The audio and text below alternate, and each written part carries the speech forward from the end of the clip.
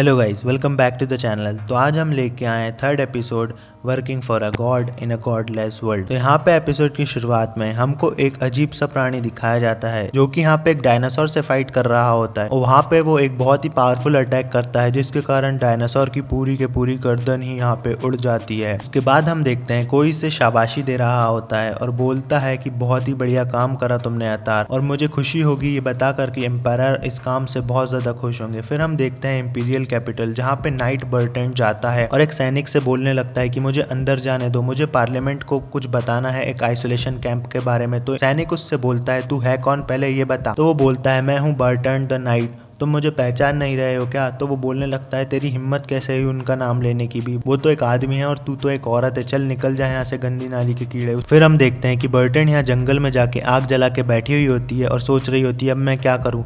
इतने में रॉय उसके पास आके उससे बदतमीजी करने की कोशिश करता है और बोलता है अब मैं तेरे को बताता हूँ तेरी ये बॉडी कितनी तगड़ी है, देख मैं दिखाता हूँ तेरे को एक चीज। इतना बोलते ही वहाँ पे युकितो आता है और उसको उठा के दमीज देता है पेड़ पे और यहाँ पे बोलने लगता है क्या हुआ तुम्हारे साथ बर्टन, मुझे पता है तुम्हें इंपीरियल कैपिटल से भगा दिया गया है, तुम्हारी लॉयल्टी का जवाब नहीं, तुम रॉय को भी यहाँ पे मार नहीं सकती थी क्योंकि तुम्हें सिर्फ एम्परर का हुक्म मानना होता है, तुम उसके अलावा किसी और को तलवार से नहीं मार सकते। तो यहाँ पे युकितो बोलता है मैं तुम्हारी मदद करूंगा और मुझसे तुम्हें एक मदद की भी उम्मीद रखनी चाहिए क्योंकि मुझे भी तुम्हारी मदद की जरूरत है। उसके बाद युकितो उसको उसके जाल में फंसा लेता है और दूसरे दिन हम देखते हैं कि एक स्ट्रेंज बीस्ट आता है। यहाँ पे रिक्की उससे फाइट कर रहा होता है। तो यहाँ पे मितामा और युकितो आते हैं और मितामा उसको एक तगड़ी तलवार देती है और बोलती है इस तलवार से उसे मारो, पर उस तलवार का कुछ असर नहीं होता और रिक्की उड़ते हुए चल जाता है। उसके बाद हम देखते हैं कि वो बीस्ट यहाँ पे मितामा और युकितो की साइड बढ़ रहा होता है पर बारटेंड आती है और उसका सर काट देती है बीच में से। उसके बाद वो बोलती है रुको इसे तो मैं देखती हूँ। यहाँ पे वो उसकी तलवार निकालती है जिसमें से बिजली निकल रही होती है और उसको बीच में से फाड़ के रख देती है। वो बीस्ट वहीं के वहीं मर जाता है। उसके बाद सारे लोग वहाँ खुश हो रहे होते हैं और युकितो अपना दिमाग चला के बोलता है इसने ये सब क्या करा, ये तो मैंने ही एक्सपेक्ट करा था और यही हमारी भक्त से हम एक्सपेक्ट कर सकते हैं। यहाँ पे युकितो उसका फुल दिमाग चलाता है और बोलने लगता है कि ये मितामा सामा की अंडरलिंग है, मतलब हमारे नीचे काम करती है और हमारे नीचे जो काम करेगा उसका हम ऐसे ही रक्षा करेंगे। यहाँ पे युकितो आगे बोलने लगता है जो भी हमारे साथ हमारे रिलीजन ज्वाइन करेगा उसकी हम ऐसे ही बीस्टों से रक्षा करते रहेंगे। के बाद युकितो बोलता है हम एक ग्रुप हैं जो कुछ भी काम कर सकते हैं और ये हमारा मास्कोट मतलब एक चिन्ह है। तो यहाँ पे लोग उससे पूछते हैं मास्कोट और गॉड मतलब क्या होता है। तो वो बताता है कि जैसे चर्चिल है ना वहाँ पे रेस्टोरेंट में खाती रहती है वैसे ही ये उस कुत्ते की तरह दिखती है, तो ये हमारी गॉड है। तो मित्समा ये सुनकर हैरान हो जाती है। यहाँ पे युकितो अपना दिमाग चलाता है और बाहर में सिर्फ उन्हीं लोगों को दारू दिलवाता है जो कि उसका रिलीजन ज्वाइन करते हैं। उसके बाद बाहर भी वो एक मटका बनाता है जिसमें हम सामान रख सकते हैं और यहाँ पे अलूरल की मदद से वो मटका उन लोगों को दिलवाता है जो उनके फॉलोवर्स बनना चाहते हैं। हम देखते हैं कि रॉय यहाँ पे मटके बना रहा होता है और उसको वहाँ पे बोला जाता है कि तू मटके सही तरीके से बना और जितने ज्यादा हो सके उतने बना। वहाँ पे मित्समा भी उसको चने के झाड़ पे चढ़ा देती। फिर हम देखते हैं कि मित्समा यहाँ सारे गाँव वालों की धीरे धीरे मदद कर रही होती है, किसी की हेल्प कर रही होती है और ऐसा कर करके उसके 107 फॉलोवर हो जाते हैं। जिसके बाद युकितो बोलता है अच्छा है मैंने अपना दिमाग चलाया और यहाँ पे गॉड और रिलीजन जैसी चीजें फैला रहा हूँ, अगर तुम्हारे करिश्मा के चक्कर में रहते तो हमारी अभी तक पेटी बन जाती, पर हमें अभी रिलीजन और तगड़े तरीके से बनाना पड़ेगा।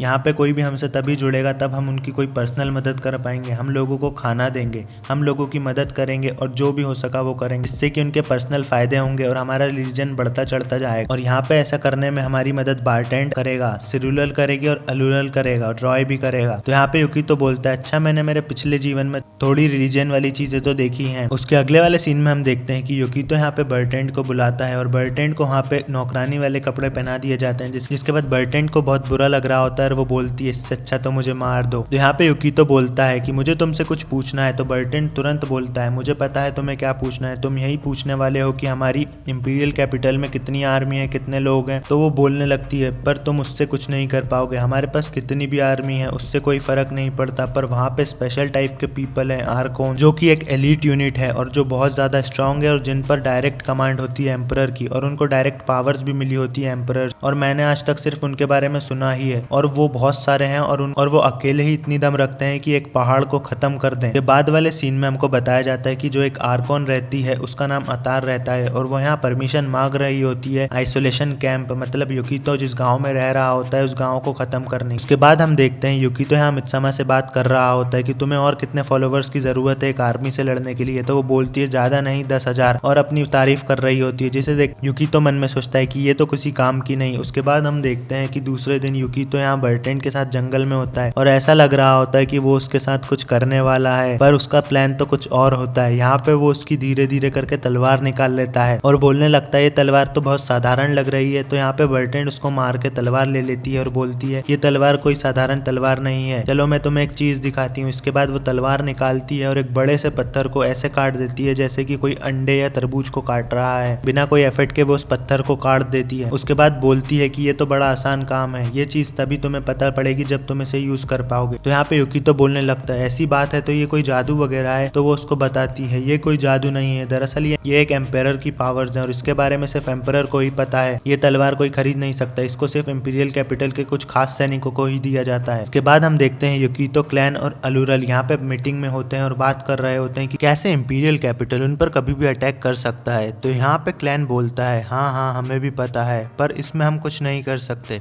तो यहाँ पे यूकितो बोलता है हाँ मुझे भी पता है, पर अगर मितामा समा के पास 10,000 फॉलोअर्स आ जाए तो जरूर वो कुछ कर सकती है। तो यहाँ पे अलूरल उसको बताती है हमारा एक लौता आइसोलेशन कैंप थोड़ी है कोई यहाँ पे इंपीरियल कैपिटल के आइट साइड बहुत सारे आइसोलेशन कैंप है और हमको ह्यूमन शील्ड की तरह इंपीरियल कैपिटल के आइट साइड रख दिया जाता है। इसके बाद हम देखते हैं कि बाकी जो भी लोग होते हैं वहाँ पे बाहर खड़े, वो बार के अंदर घुस जाते हैं और बोलते हैं हमें भी दारू पीनी है। इसके बाद उनकी मीटिंग खत्म हो जाती है और वो सब पार्टी करने लगते हैं। उसके बाद वाले सीन में हमको दिखाया जाता है अतार को, जो कि एक एक्रोन रहती है। यहाँ पे वो बता रही होती है कि एम्परर और पार्लियामेंट की तरफ से उसको बताया गया है कि आइसोलेशन कैंप को खत्म करना है। पर यहाँ पे वो जिससे बात कर रही होती है वो उससे पूछ रही होती है कि तुम क्या उस आइसोलेशन कैंप को बचाना चाहती हो लोकी? तुम एम्परर और पार्लियामेंट की बातों को नजरअंदाज करके उनको धोखा देना चाह रही हो? तो यहाँ पे लोकी बोलती है मेरा ऐसा कोई इरादा नहीं है किसी को बचाने का, दरअसल ये स्ट्रेंज बीस्ट यहाँ पे एकदम से आते जा रहा है जिसके कारण तुम्हें उनको मारना पड़ रहा है और अभी मेरे को एक और स्ट्रेंज बीस्ट आया, जाके उसको खत्म करोगी क्या मेरे लिए? तो यहाँ पे अतार बोलती है हाँ बिल्कुल। उसके बाद हम देखते हैं यूकितो और अलूरल बात कर रहे होते हैं, जहाँ पे यूकितो उससे बोल रहा होता है कि गाँव की सिचुएशन बहुत ज्यादा बुरी है, पर अलूरल उससे बोल रही होती है तुम्हारा जो रिलीजन का स्टफ है ये सही है, पर तुम अब ज्यादा टेंशन मत लो, तुमने पहले ही मेरी जान बचाई है, मेरी बहन की और बहुत सारे लोगों की जान बचाई है, तुम बहुत ही अच्छा काम कर चुके हो पहले, अब तुम्हें इतना कुछ करने की जरूरत नहीं है। यहाँ पे अपना खुद का ध्यान रखो, वरना मैं और अल तो पहले ही यहाँ मर जाती, पर मितामा चैन और तुमने मुझे उस दिन बचाकर बहुत ही बड़ा उपकार करा है इस गाँव पे, तो ज्यादा सोचो मत। उसके बाद यूकितो उसके पापा की बात याद करता है कि वो भी उससे यही बोलते थे कि ज्यादा सोचो मत, और उसके पापा उसको बता रहे थे कि कैसे उनके रिलीजन में पहले बस 100 फॉलोवर थे, पर धीरे धीरे जो उनके टॉप 4 फॉलोवर्स थे वो बहुत ज्यादा अच्छे थे मार्शल आर्ट में और फिजिकल स्ट्रेंथ में उनका कोई जवाब नहीं था। तो उन्होंने फॉलोवर्स को बढ़ाने के लिए एक तगड़ी चीज ढूंढी, उन्होंने फाइट क्लब जैसी चीज चालू करी जहाँ पे वो दूसरों की टेरिटरी में जाके उनको अपना फॉलोवर या गुलाम बना लिया करते थे। ये सोच के यूकितो की दिमाग की बत्ती जल जाती है। फिर वो क्लैन को जंगल में मिलने के लिए बुलाता है और यहाँ पे वो क्लैन से बात करते हुए बताता है इंपीरियल कैपिटल को हराना बहुत मुश्किल है, पर मैं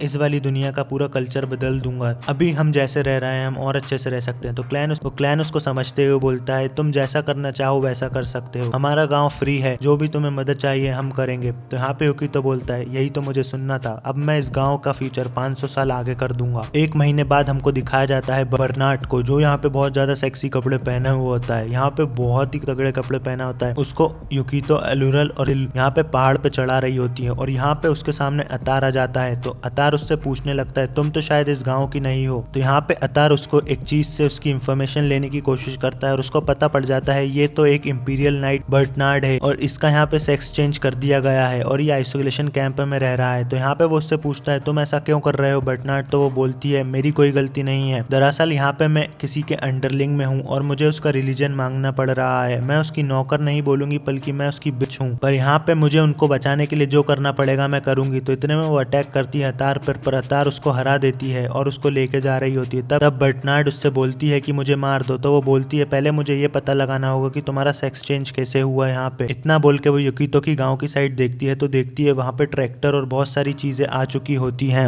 और मन में सोचने लगती है कि ये किस तरीके के स्ट्रेंज बीस्ट हैं, ये तो मैं पहली बार देख रही हूँ, इस गाँव में जरूर कुछ ना कुछ गड़बड़ है। इसी के साथ episode 3 working for a god in a godless world का खत्म हो जाता है। अगर आपको एपिसोड अच्छा लगा तो वीडियो को लाइक करो, शेयर करो, सब्सक्राइब करो और मिलते हैं नेक्स्ट एपिसोड के लिए।